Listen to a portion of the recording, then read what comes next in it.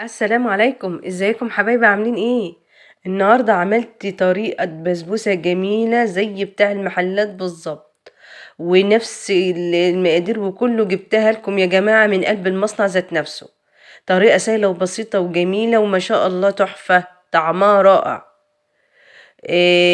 هتعتمدوها على طول كمان من جمالها ومن حلاوتها والله يا جماعة. طريقة جميلة. شوفوا طرية وجميلة ازاي، ما شاء الله تحفة، طعمها كمان رائع. هتعتمدوها على طول من جمالها ومن حلاوتها. هتعجبك ان شاء الله الطريقة زي بتاع الحلواني واحلى كمان واطعم. شوفوا الخرطة عاملة ازاي، ماسكة نفسها ازاي وجميلة ومتماسكة. ما شاء الله تحفة يا جماعة، والله جربوها واكتبولي في الكومنتات، هتعجبكم ان شاء الله. قبل ما نبدأ الفيديو مع بعض، لايك وشير لو عجبكم الفيديو. اول حاجة انا معايا كيلو من دقيق السميد، ومعايا نص كيلو من السكر، يعني عبارة عن 250 جرام من السكر، ومعايا 100 جرام من البشر جوز الهند، و250 جرام من الحليب، و250 جرام برضو من الزبدة او السمنة البلدي، ومعايا 100 جرام من العسل الكلوكوز. اول حاجه انا جبت بقى السمنه بتاعتي الاول.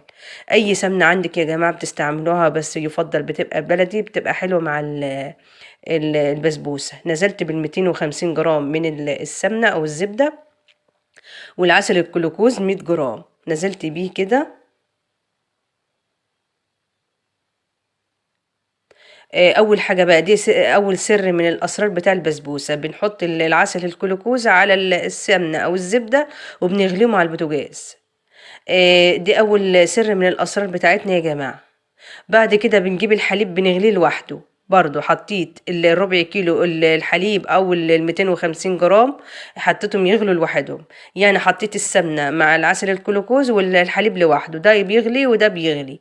جبت بقى الطبق بتاعي ونزلت بالسكر. أول حاجة نزلت بقى بعد كده بالسمنة اللي احنا غليناها مع العسل الكلوكوز، وبعد كده هنزل برضو بالحليب بتاعي اللي انا غليته برضو، وانا بدوب السكر كده مع بعضه. بس الكاميرا فصلت مني، معلش بقى يا جماعة.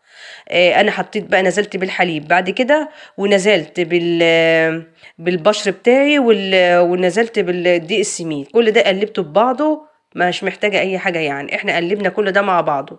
وبعد كده بقى جبت الصينية بتاعتي، دهنتها سمنة أو زبدة، ونزلت بقى بالخليط بتاعي اللي هو البسبوسة، نزلت سويته كده.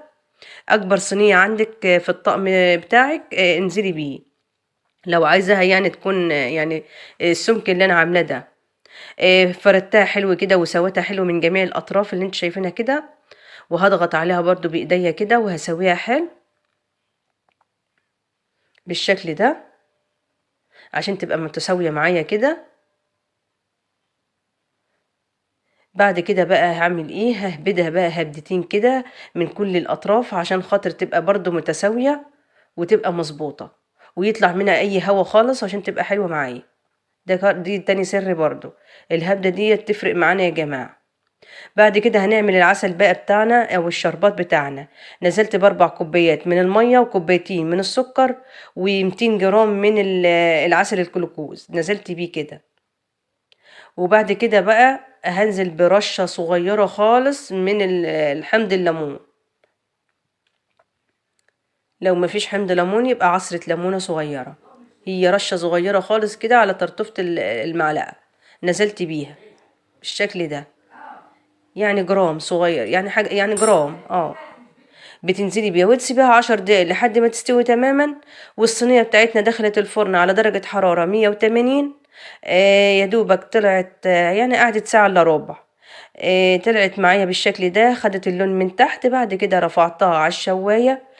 خدت اللون من فوق بالشكل ده. ويكون الشربات سخن يا جماعة، الشربات سخن والصينية طالعة من الفرن على طول سخنة، الاتنين سخنين مع بعض. بتنزلي بالشربات على طول بالشكل ده. دي تاني سر يا جماعة او تالت سر من الاسرار بتاعة البسبوسة، ان الشربات يكون نازل من على البوتاجاز سخن على طول، والصينية طالعة من الفرن. بتديها بقى العسل بتاعها والشربات بتاعها لحد شوية بشوية كده، لحد ما خدت معايا كل الكمية بتاعة الشربات. لحد ما شربتها خالص. وبعد كده لو في اي شربات بواقي بتصفي البسبوسة بتاعتك وبتخرطيها بقى بالشكل اللي انت شايفيه ده، او بتقطعيها كده طرية وجميلة وطعمها تحفة، زي اكنك جايباها من بره كمان. طعمها رائع، هتعتمدوها على طول يا جماعة والله من جمالها ومن حلاوتها. شوفوا بتطلع ازاي متماسكة وجميلة وطعمها كمان جميل، خطيرة. هتعتمدوها على طول يا جماعة والله من جمالها. يلا بقى قومي كده اتشطري واعمليها لولادك، بدل ما تشتريها من بره اعمليها انت في البيت بكمية كده بسيطة وحاجة بسيطة وبسعر قليل. والله يا جماعة طعمها جميل، وبتعمليها بقى بسمنة بلدي من عندك، بتفرق معانا برضو الطعم. السمنة البلدي بتفرق معانا يا جماعة والله، بتخلي لها طعم حلو قوي ما شاء الله، تحفة تحفة. يلا اكتبوا لي في الكومنتات وقولوا لي ايه رأيكم. لايك وشير لو عجبك